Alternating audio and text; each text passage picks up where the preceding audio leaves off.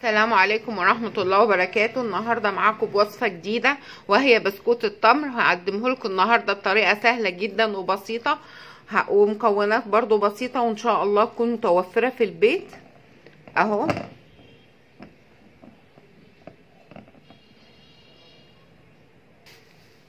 حلوة الوصفة وجميلة، شايفين كده؟ عاوزة اوريها لكم من جوه،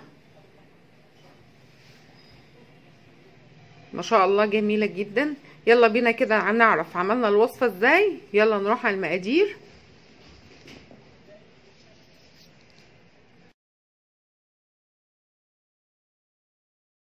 بسم الله الرحمن الرحيم. وصفة النهاردة مفيش اسهل منها، وهي عبارة عن ايه؟ نص كيلو من الزبدة. شايفين الزبدة اللي احنا فصلناها من وش اللبن اهي بستعملها. معاها 100 جرام من السمنة فيما يعادل معلقتين. نص كيلو زبدة يعني كوبايتين، معلقتين جرام معلقتين سمنة يعني 100 جرام. ماشي. كيلو من الدقيق، كيس بيكنج باودر، تلتين كوباية سكر، وتلتين لبن، لبن حليب. التلتين دول تقريبا 120، واللبن الحليب برضو 120. مفيش اسهل من كده. اول حاجة احط ايه؟ هحط السكر على الزبدة واخدهم اخفقهم كويس.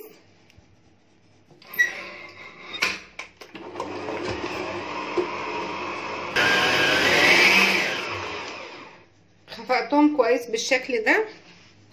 هضيف عليهم كيلو الدقيق كله. بسم الله.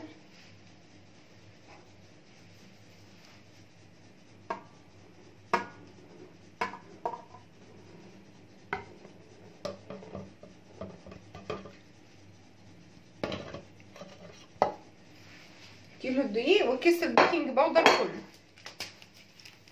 اهو. بسم الله الرحمن الرحيم. واشغل تاني العجان واخلطهم كويس. مفيش عجان برضو نشتغل بايدينا، مفيش اي مشكله. بسم الله. عجنت لغايه لما العجينه لمت وبقى شكلها ايه وقوامها جميل قوي ازاي. هنزل هنا في الوقت ده باللبن، مقدار الحليب كله. بسم الله الرحمن الرحيم.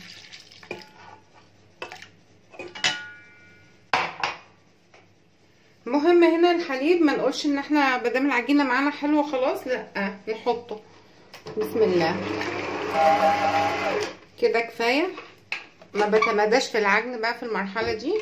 بسم الله الرحمن الرحيم. شايفين العجينه تحفه ولينه ازاي اهي.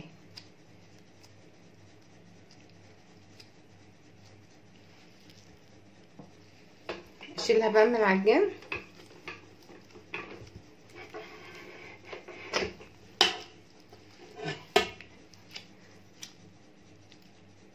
اشيلها بقى وابدا اشتغل فيها واقول لكم انا بشتغل فيها وبشكلها ازاي وبحشي العجوه جواها ازاي.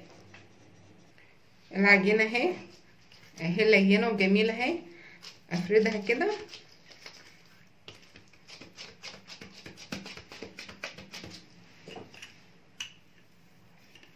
افردها بالشكل ده.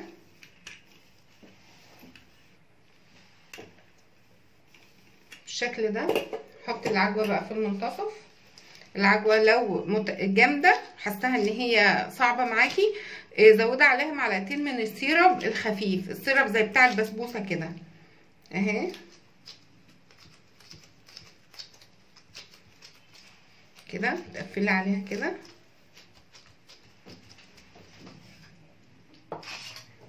شيلي الزياده دي.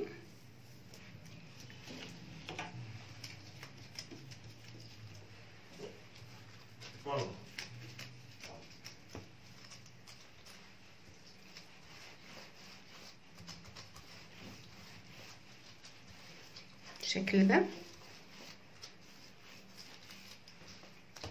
عجينه لينه وناعمه وحلوه قوي اهي. بططيها كده خفيف.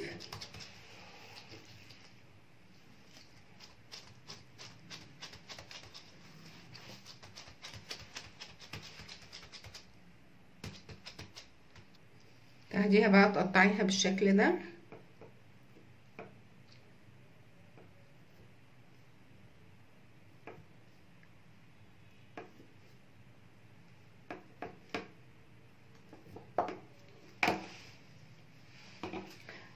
حاجة عندك، انا عندي العجلة دي اي حاجة عندك ممكن تعملي بها الخطوط دي اهي. شايفين شكلها جميلة جدا، والعجوة اهي في النص. اخدها اكملها كلها بالشكل ده وارصها في صاج ونشوفها شكلها ايه في الاخر. برضو ممكن تعملي الشكل ده، تاخدي قطعة فيها حتة التمراية كده تقفلي عليها بالشكل ده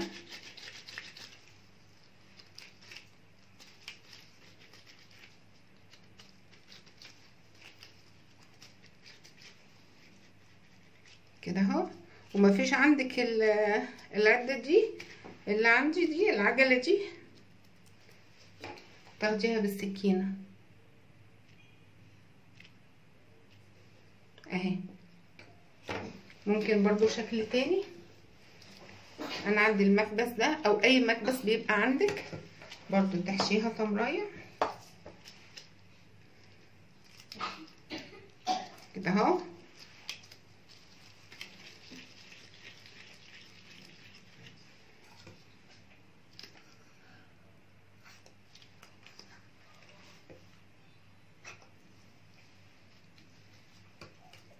بيدينا شكل الوردة ده.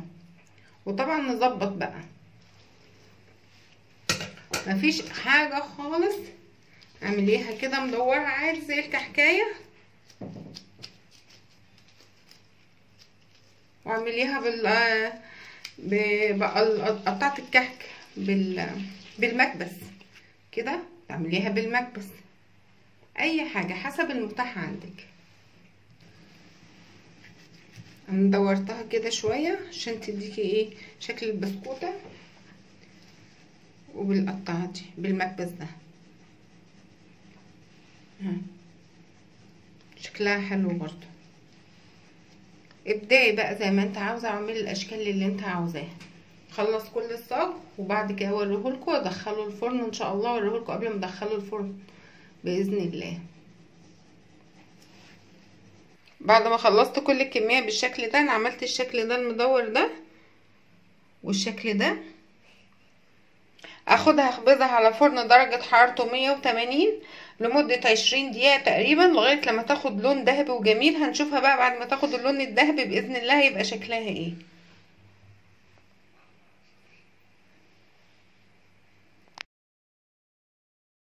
وده بسكوت التمر بعد ما اتخبز بلونه الذهبي الجميل، لونه اهو حلو قوي، قاعدته لونها ذهبي وجميل، وهو شكله جميل قوي.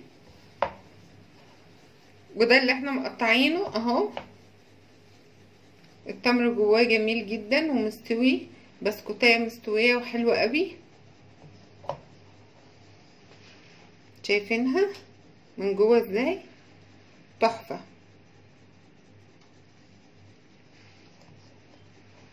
وده برضو افتحها لكم،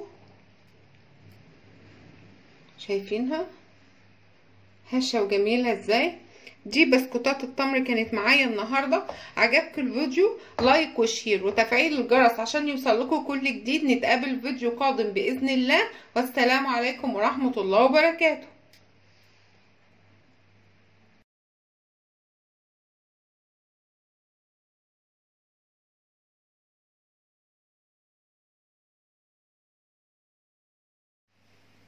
السلام عليكم ورحمة الله. النهاردة نعمل طريقة البسكوت اللي محشي بالتمر. شوفوا الشو جميل ازاي. احلى لما تشتروها من برا وتعملوها احسن ما تشتروها من برا. شوفوا الشو جميل ازاي، اوريكم من جوه. بصوا شوفوا.